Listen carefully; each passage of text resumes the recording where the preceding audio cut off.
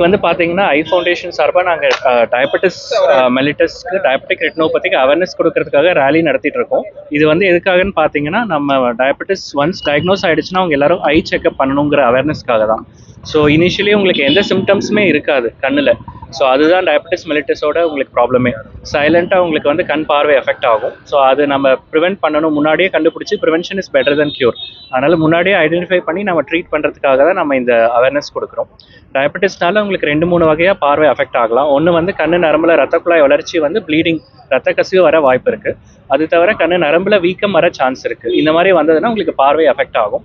Lateran ரொம்ப advance stage போயிடுச்சுன்னா நரம்பு பிரியறதுக்கான வாய்ப்பும் இருக்குது. இந்த மாதிரியெல்லாம் போனதுன்னா உங்களுக்கு கண் பார்வை அஃபெக்ட் ஆகிடும்.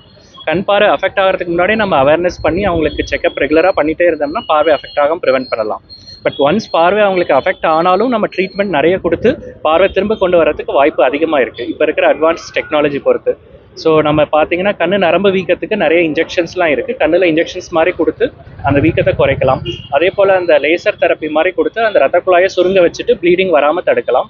ஒன்ஸ் ப்ளீடிங் அதிகமாகி பார்வை சுத்தமாக குறைஞ்சாலோ இல்லை நரம்பு பிரிஞ்சு நரம்புனால பார்வை ரொம்ப குறைஞ்சாலோ அதுக்குமே நம்ம விட்ரெக்டமி அப்படிங்கிற சர்ஜரி இருக்குது. ஸோ அது வழியாக நம்ம ஆப்ரேஷன் பண்ணி நரம்பை ஒட்ட வைக்கலாம். அதே போல் ரத்த கசிவெல்லாம் கிளியர் பண்ணி பார்வையை திரும்ப கொண்டு வர வைக்கலாம்.